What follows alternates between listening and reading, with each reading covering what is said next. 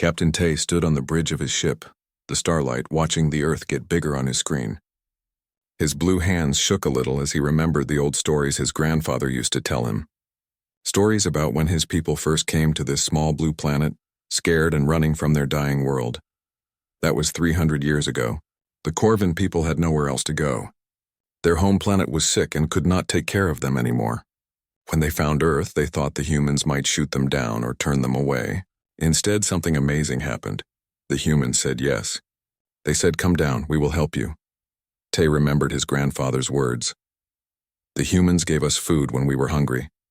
They gave us homes when we had nowhere to sleep. They taught us their ways and learned our ways too. They treated us like family, not like strangers. Now Tay was old with gray hair and tired eyes. His daughter Min walked up to him. She had blue skin like all Corvin people, but she was born on one of the new worlds that humans and Corvins built together. "Father, we are getting emergency signals from the human colonies," Min said. Her voice was worried. "Someone is attacking them." Tay felt his heart get heavy. He had been waiting for this day, afraid it would come. The reports had been coming in for months. A group called the Hegemony was moving across the galaxy, taking over peaceful worlds and making slaves of the people who lived there. "Show me what is happening," Tay said. The big screen in front of him changed to show terrible things. The human colonies on Mars and other planets were being attacked. Big enemy ships were shooting at cities full of families. Soldiers were taking people away to work as slaves. Lieutenant Bo came over from his station. "Sir, the enemy ships are also moving toward Earth itself. They want to make all the humans into slaves." Tay closed his eyes and thought about the day his family first came to Earth.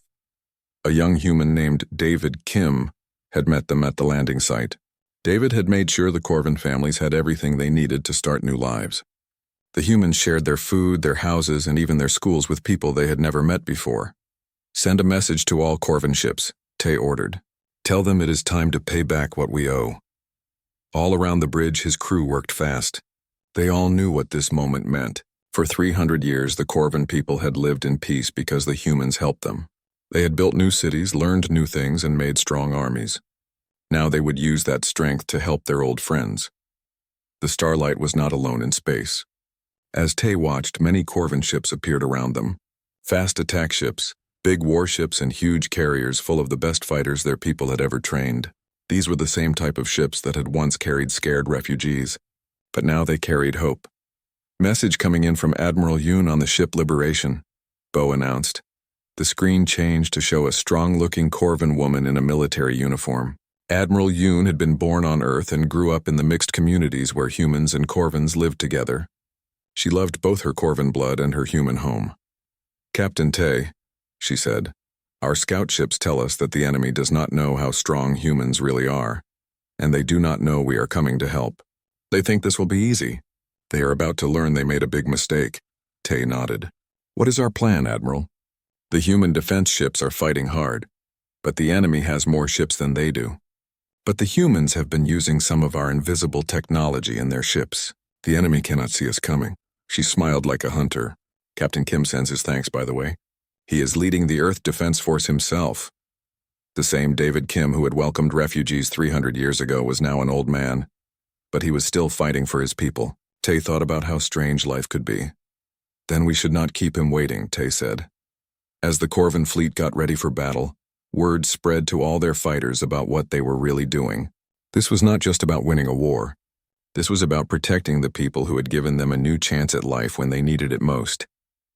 Every Corvin soldier knew that if the humans died, their own honor would die with them. The starlight led the fleet toward Earth, with all weapons ready and shields up. Behind them came the power of a grateful people, ready to show that kindness creates bonds that no enemy can break. In the cold darkness of space, the Hegemony forces saw the Corvin ships coming too late. Their spies had not told them about the strong friendship that 300 years of working together had built between the two peoples. As the first Corvin ships appeared from nowhere and started shooting, the attackers realized they had not just attacked Earth. They had woken up sleeping giants who remembered every kind thing that had ever been done for them. The war for humanity's life was about to begin. The Corvin people were going to show the galaxy what happened to anyone who tried to hurt their oldest and dearest friends. Tay looked at the enemy ships on his screen and spoke quietly to his crew. Remember, we fight not for conquest or glory. We fight because when we had nothing, they gave us everything. Today we give back. The first shots were fired and the battle for gratitude began. In the distance, Earth waited, blue and beautiful, surrounded by those who would never let it fall. The first wave of Corvin ships hit the enemy fleet like lightning from the dark sky. Captain Tay watched from the bridge of the Starlight as their invisible technology let them appear right in the middle of the enemy ships without warning. Years of working with humans had given the Corvin military new weapons that the hegemony had never seen before. Target their command ship first, Tay ordered, keeping his voice calm even though explosions were happening all around them.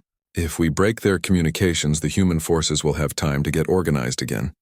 Min worked hard at her station, sharing target information with the other Corvin ships. Father, I am reading that many humans are dying on Mars Colony 7. The enemy soldiers are killing innocent people. Tay felt anger rise in his chest. He remembered Mars Colony 7 well. It had been one of the first places where humans and Corvins lived together as neighbors. Families from both worlds had built homes there, and their children grew up as friends who did not care about the color of each other's skin. Send a message to Admiral Yoon, he said. Tell her Mars 7 is our first priority. We save everyone we can. Lieutenant Bo looked up from his control panel. Sir, we have an incoming message from Earth. It is Captain Kim. The screen changed to show the bridge of a human battleship. David Kim was now an old man with white hair, but his eyes still burned with the same fire that had welcomed Corvin refugees 300 years ago. Even though he was old, he stood strong in the middle of the battle chaos. Captain Tay, Kim said through the static of the fighting, you came back for us. Did you think we would leave the people who saved our lives? Tay replied, how can we help you? Kim managed to smile even though things looked bad. The enemy main fleet is getting ready to attack Earth itself. They have a huge ship called the World Ender. It is designed to break through planetary shields and destroy everyone on the surface. Our ships cannot get through its armor. But our ships can, Tay said with confidence. The quantum pulse cannons you helped us build will cut through their hull like a knife through paper. Send us the location. As battle information flowed between the human and Corvin fleets, everyone could see how well they worked together. 300 years of sharing technology, training together and learning from each other had created a fighting force like nothing the galaxy had ever seen. Human smart thinking mixed perfectly with Corvin advanced weapons. The World Ender appeared ahead of them, a massive ship made of dark metal and covered in weapons. Its captain was a cruel hegemony warlord named Vrex who had personally destroyed dozens of worlds. He thought humans and their alien friends were nothing more than things to be used and thrown away. Unknown ships, you are getting in the way of a legal conquest operation, came a message from the huge ship. Leave now or we will destroy you all. Tay opened a communication channel back to them.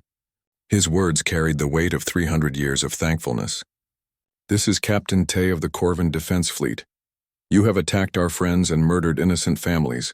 In the name of every human who showed kindness to our people, we demand that you surrender right now. Vrex laughed, and his voice echoed across the communication channel. Your gratitude will die with your weak fleet, alien. The World Ender opened fire with massive weapons designed to destroy capital ships with single shots. But the Corvin ships danced between the blasts with amazing grace. Their pilots had been trained in tactics that mixed human creativity with Corvin precision. All ships, focus your fire on Grid Section 7. Admiral Yoon's voice rang across the battle network. Intelligence reports say their reactor shielding is weakest there. The combined Corvin fleet unleashed a coordinated attack that lit up space like a new star being born.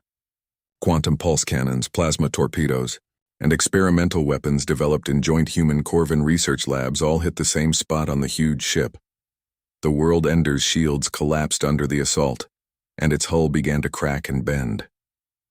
But Vrex was not finished. His ship launched a devastating counterattack that caught several Corvin ships in its path. The Morning Star is taking critical damage, Bo reported. They are asking for immediate help. Tay watched as one of their escort ships, carrying 300 Corvin warriors, began to float helplessly as its engines died. The World Ender was already charging its weapons for a killing blow. Without waiting, David Kim's voice came over the communication system. This is Earth Defense Ship Harmony. We have them covered. The human ship, built using mixed technology that represented the best of both civilizations, moved between the damaged Corvin ship and the enemy. Kim's shields glowed bright as they absorbed the devastating attack that was meant to finish off their friends. "Captain Kim, your ship cannot take another hit like that," Min warned. "Then we better make sure this works," Kim replied grimly. "Captain Tay, we are going to crash into the World Ender's reactor section. Can you get our crew out?" "Already launching rescue ships," Tay confirmed, though he knew time was running out. The Harmony accelerated toward the massive enemy ship as Corvin rescue ships raced to save Kim's crew. The old human captain stayed at his post, making sure his ship stayed on course for maximum damage. "Tell my family I kept my promise," were Kim's last words. Before the Harmony struck the World Ender in the middle, the explosion could be seen from 3 star systems away. The massive enemy ship, symbol of hegemony power, broke apart in a chain reaction that destroyed half their fleet. But the victory came at a terrible price. Captain Kim, the man who had welcomed the Corvin people to Earth, had given his life to save both human and Corvin forces. As the debris cleared and the surviving enemy ships began to run away, Captain Tay stared at the expanding cloud of metal and fire that had once been 2 proud starships. His hands shook as the weight of the moment hit him. "Sir," Bo said quietly, "we are getting surrender messages from the remaining enemy forces throughout the system." Tay nodded, though his heart was heavy with sadness. The first part of their revenge was complete, but David Kim's sacrifice would never be forgotten. The galaxy was about to learn what happened when someone threatened the bond between 2 civilizations built on respect and gratitude. 3 months after the battle for Earth, the war had changed from a desperate fight to stay alive into a planned campaign to free enslaved worlds. Captain Tay stood in the memorial hall aboard the rebuilt Starlight, looking at the holographic display that showed their growing operations across the galaxy. Each point of light showed a world freed from hegemony control, and at the center was a special marker called Captain David Kim Memorial Station, built where the Harmony had made its final brave stand. Admiral Yoon appeared beside him through a holographic projector, her image sent from the flagship Liberation, 3 sectors away. "Captain, our spy network has found the location of the Hegemony High Command. They have hidden themselves in the Chronos system, thinking their defensive weapons make them safe from attack." Tay studied the battle information flowing across his personal display. The Chronos system was indeed like a fortress. Artificial planets had been turned into weapons platforms, surrounded by minefields and protected by the largest group of hegemony ships ever put together. But what the enemy did not know was how much the war had changed both the Corvin and human forces. "What forces do we have now, Admiral?" "Very impressive, Captain. We now have joint human-Corvin battle groups working in 17 sectors. The humans have improved our invisible technology beyond what we originally built, while our engineers have put their smart computer systems into our weapons platforms."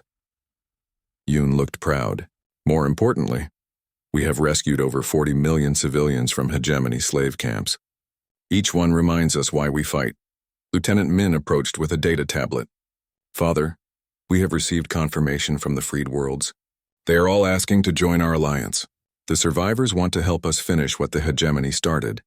This was something Tay had both hoped for and worried about. The war was creating something never seen before in galactic history. A true alliance of free worlds united not by conquest or force, but by shared values of cooperation and helping each other. Species that had never trusted each other were now working together, inspired by the example set by human-Corvin cooperation. "Show me the latest reports from our field commanders," Tay requested. The holographic display changed to show battle footage from across the galaxy. Commander Lee, a 3rd-generation human-Corvin hybrid, led mixed-species strike teams in lightning raids against hegemony supply lines. Her forces had become experts at freeing worlds with very few civilian deaths, always leaving behind relief supplies and medical aid. In another sector, Colonel Han worked with freed alien species to build defensive networks that protected refugee convoys. His idea of using captured hegemony ships as humanitarian vessels had saved countless lives while showing the galaxy that the Alliance fought for freedom, not conquest. "The psychological impact is as important as the military victories," Admiral Yoon observed. "Intelligence reports say that hegemony forces are experiencing mass desertions. Their troops see how we treat prisoners and freed populations, and they are beginning to question their own leaders." Tai nodded. remembering lessons learned from human military philosophy during their early cooperation. Captain Kim once told me that the strongest victory is when your enemy chooses to become your friend. Are we seeing evidence of that? Bo looked up from his communications station.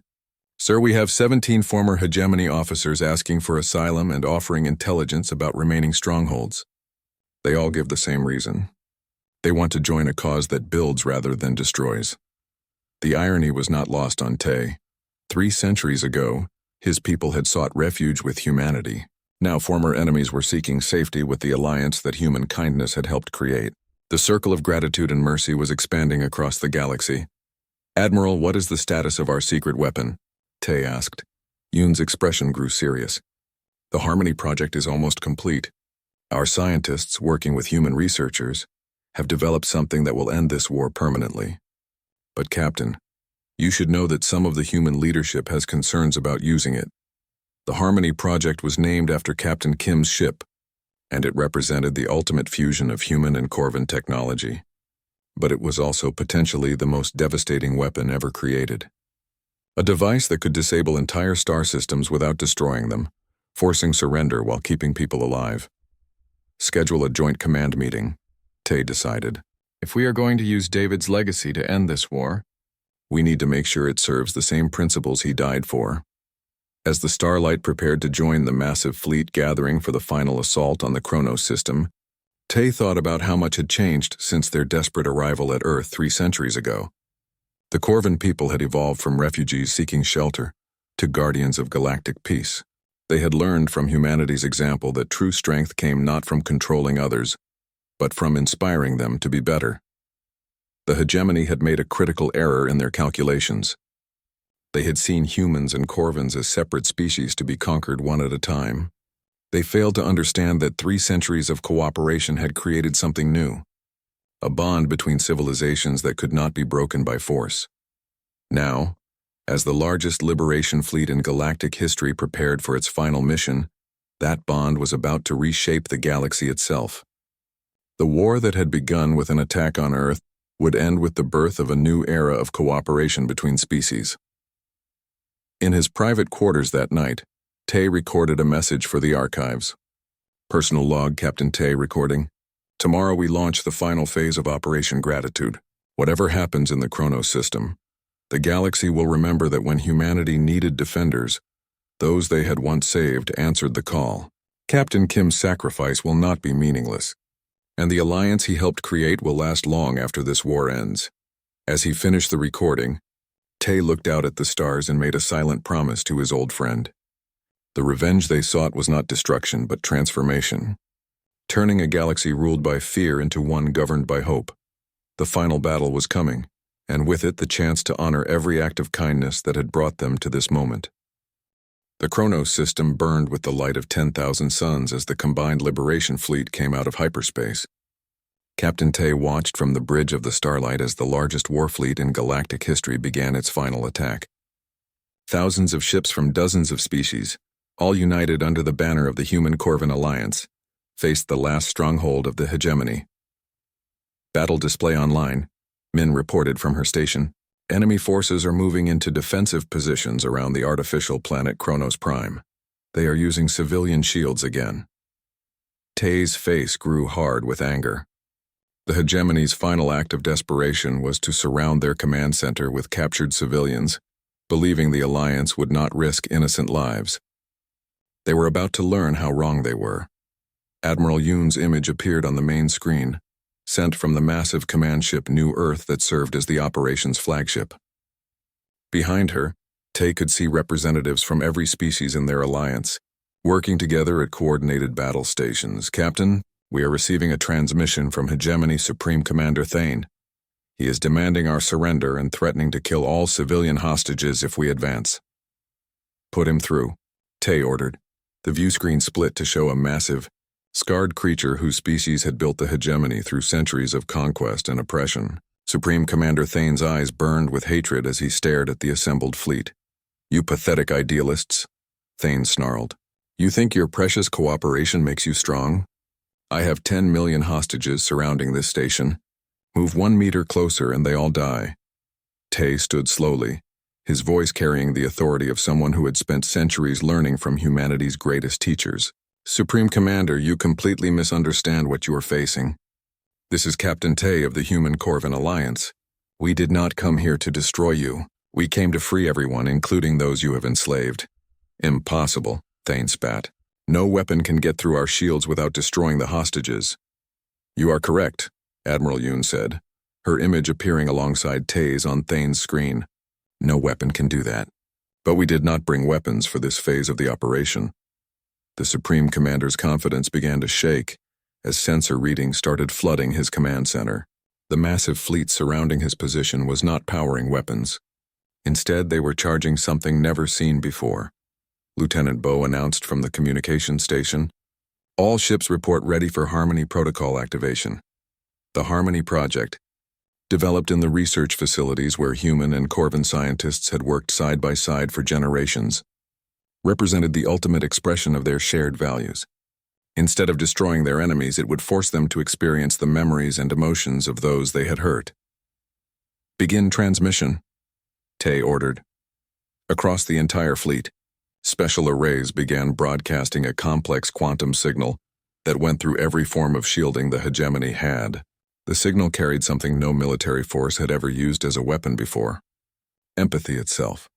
On Kronos Prime, Supreme Commander Thane staggered as the first wave of the broadcast reached him. Suddenly, he experienced the terror of families torn apart by his forces, the desperation of parents watching their children enslaved, the hope that flickered in refugee camps across the galaxy.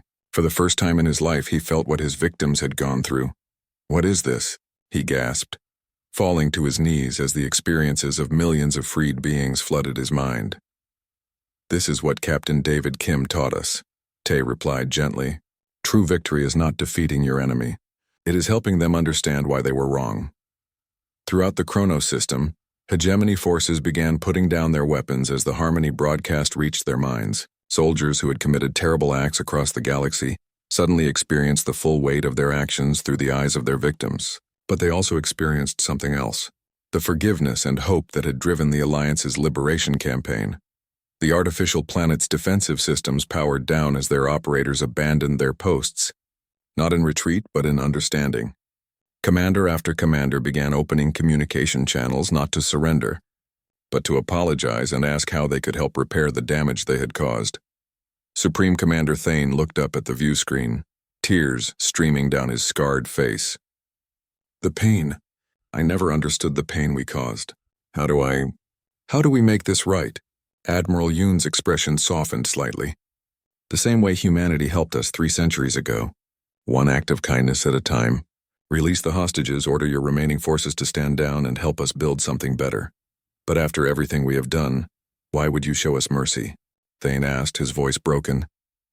Captain Tay thought of David Kim's sacrifice, of the countless humans who had welcomed Corvin refugees, of the bond between species that had made this moment possible.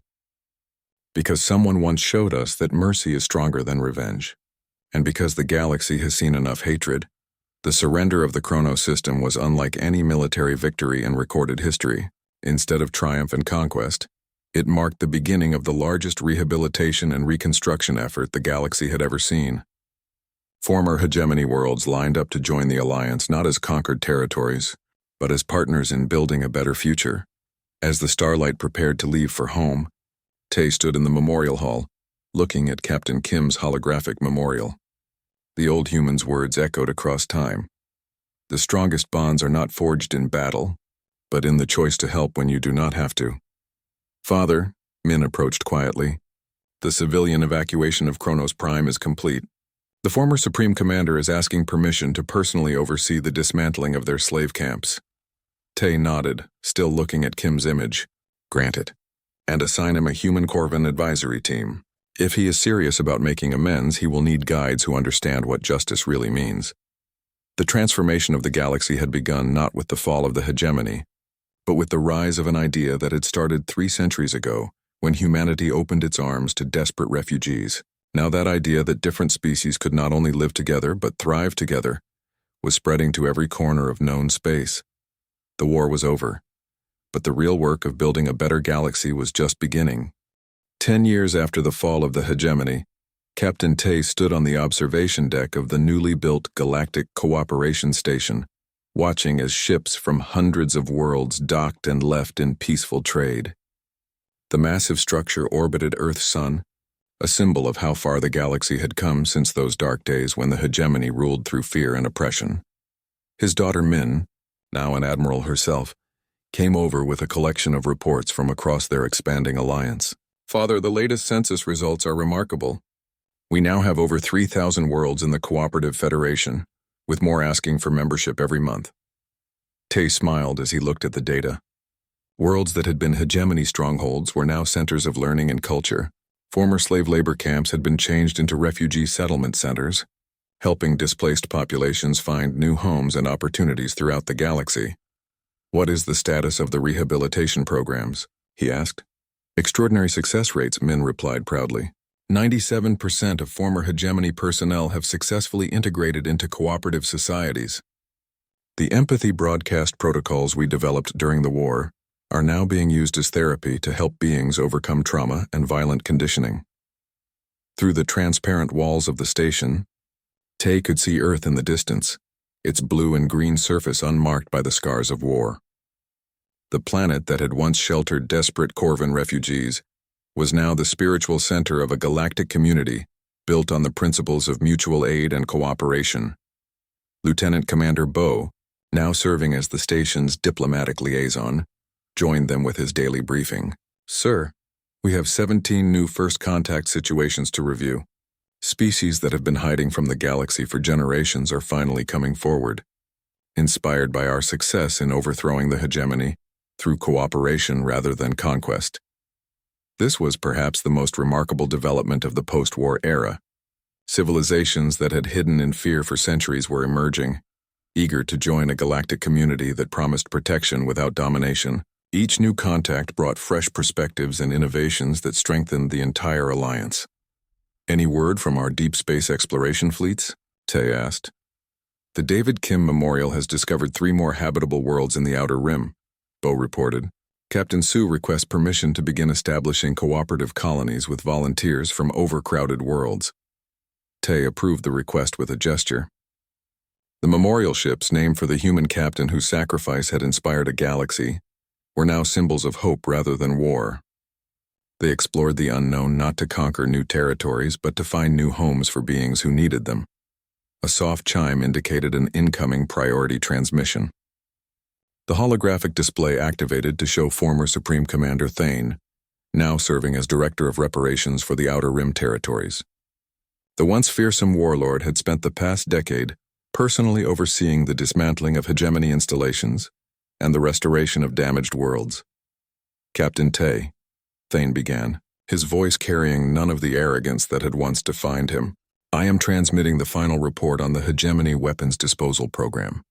As of today, the last of our planet-killing devices has been safely dismantled and its materials converted into medical supply synthesizers." "Excellent work, Director," Tay replied. "How are the former hegemony worlds adapting to cooperative governance?" Thane's expression grew thoughtful. "Better than I could have imagined, Captain. When beings are given the choice to build rather than destroy, most choose construction. The youth especially embrace the new way. They are creating art, literature, and music that celebrates cooperation between species. This cultural renaissance was one of the most unexpected developments of the new era. Worlds that had known only military discipline for generations were experiencing explosions of creativity and innovation. The galaxy's first truly cooperative art forms were emerging, created by mixed species teams that would have been impossible under the old order. Admiral Yoon's image joined the conversation from her current position near the galactic core, where she was overseeing the establishment of new trade routes. "Captain, the economic projections are remarkable. Free trade between cooperative worlds has generated more wealth in 10 years than the hegemony extracted through conquest in centuries. And more importantly," Min added, "that wealth is being distributed fairly. We have eliminated poverty on over 800 worlds through cooperative resource sharing." Tay felt a deep sense of satisfaction as he thought about these achievements. The alliance that had begun as a desperate attempt to save Earth had evolved into something that surpassed even David Kim's most optimistic visions. They had not just defeated the hegemony, they had replaced it with something better. "There is one matter that requires your attention, Captain," Thane said hesitantly. "We have received reports of hegemony remnant groups operating in the unexplored regions beyond the rim. They are small, but they are attempting to rebuild the old ways." Tay nodded grimly. They had always known that some diehards would refuse to accept the new order. But the galaxy had changed too much for the old methods of conquest and oppression to take root again. "Recommendations?" he asked. "I would like to lead a diplomatic mission to contact them," Thane replied. "If anyone can convince them that cooperation is stronger than conquest, it should be someone who made that journey himself." The former Supreme Commander's offer to personally confront his past followers was both brave and appropriate. Tay approved the mission, knowing that Thane's transformation was perhaps the greatest testament to the power of the path they had chosen. As the various commanders signed off to return to their duties, Tay remained on the observation deck, watching the peaceful flow of ships around the station. Each vessel represented a world that had chosen cooperation over conflict, beings who had learned that diversity was strength rather than weakness. His wrist communicator chimed with a message from Earth's surface. It was from David Kim's granddaughter, now serving as Earth's representative to the Galactic Council. The message was simple but profound. Grandfather would be proud. "The galaxy you helped create is everything he dreamed it could be." Tay smiled as he looked out at the stars. 3.5 centuries ago, the Corvan people had arrived at Earth as desperate refugees. They had been welcomed with open arms and given the chance to rebuild their lives. Now that same spirit of welcome and cooperation had spread to thousands of worlds and billions of beings. The revenge they had sought against the hegemony had indeed reshaped the world, not just one world, but an entire galaxy. And in the end, that revenge had proven to be the sweetest of all, showing the universe that kindness, once given, creates ripples that can transform everything they touch. 100 years after the Great Liberation, Captain Tay's great-granddaughter, Admiral Hana, stood before the Galactic Memorial Wall, reading the names of those who had given their lives to transform the galaxy. At the center of the monument, carved in stone taken from both Earth and the original Corvan homeworld, were the words that had become the guiding principle of the Galactic Cooperative Federation. "They helped us before, and we remember." The galaxy of her time looked nothing like the one her ancestor had known. Where once there had been fear and oppression, now there was cooperation and mutual aid. The Federation included nearly the entire known galaxy, with over 50,000 member worlds sharing resources, knowledge, and culture in a tapestry of diversity that would have been unimaginable under the old order. Dr. Kwan, the Federation's chief historian and a descendant of the human families who had first welcomed the Corvan refugees, joined Hana at the memorial. His latest research project was documenting the long-term effects of the empathy protocols that had ended the hegemony war.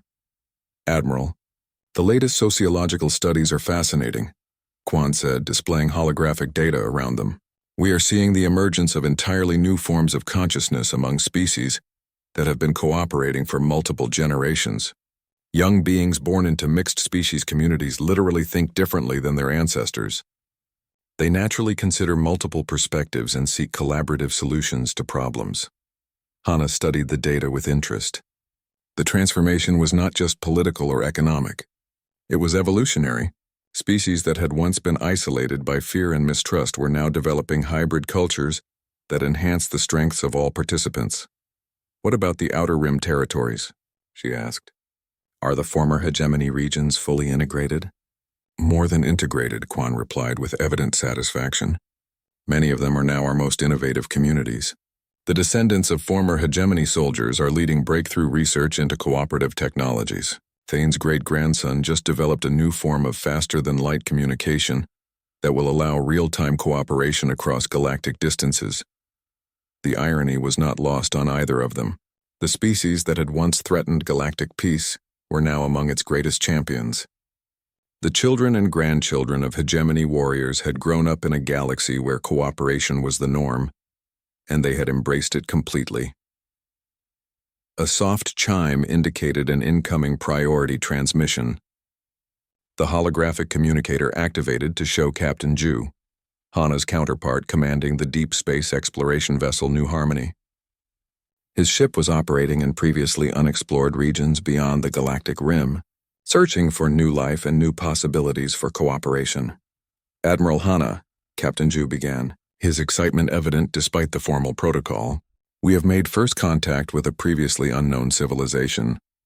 They call themselves the Preservers, and they have been watching galactic development for millions of years. Hana felt a thrill of anticipation. First contact situations were always momentous, but this seemed particularly significant. What is their disposition, Captain?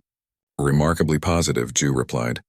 They have been waiting for what they call the cooperative awakening, a time when the galaxy's species would learn to work together rather than fight. They want to share knowledge that could help us reach other galaxies and spread our model of cooperation beyond our current boundaries. The implications were staggering. If the Preservers were correct, the transformation that had begun with humanity's kindness to Corvan refugees could eventually encompass the entire universe. The ripples of that original act of mercy were still expanding, still creating new possibilities for peace and cooperation. Dr. Kwan was already analyzing the data. Admiral, if their technology is as advanced as Captain Ju indicates, we could establish cooperative relationships with civilizations in nearby galaxies. The Federation could become the foundation for truly universal peace. Hana felt the weight of responsibility that had been carried by every leader since her great-grandfather's time. Each generation of the Federation had built upon the sacrifices and achievements of those who came before, expanding the circle of cooperation ever wider. Captain Ju, establish diplomatic protocols and begin cultural exchange procedures, she ordered. But remember our fundamental principle. We offer cooperation, never domination. Understood, Admiral. The Preservers actually commented on that. They said they have been waiting for a civilization that understood the difference between strength and force, between leadership and control. As the conversation continued, Hana thought about the long journey that had brought them to this moment. It had started with desperate Corvan refugees arriving at Earth, seeking shelter from a dying world. It had continued with humans opening their hearts and homes to strangers who needed help. That simple act of kindness had created bonds that lasted centuries and eventually transformed an entire galaxy. Now, those same principles were about to carry them beyond their own galaxy, to new frontiers of cooperation and mutual understanding. The legacy of Captain David Kim and all those who had chosen mercy over vengeance, cooperation over conquest, was still growing. Admiral, Dr. Kwan said quietly, there is something else the Preservers mentioned. They have been in contact with other galaxies where similar cooperative awakenings have occurred. We are not alone in this universe. There are others who have learned the same lessons we have. Hana smiled as she looked out at the memorial wall, reading the names of heroes from dozens of species who had given their lives to build a better galaxy. Captain Tay's name was there, along with David Kim's, and thousands of others who had understood that true strength came from lifting others up, rather than tearing them down. Then our work is far from over, she said. In fact, it may be just beginning.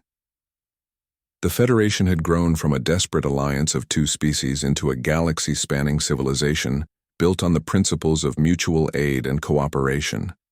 Now it stood ready to take those principles to the stars themselves, carrying the message that had started 3.5 centuries ago on a small blue planet called Earth.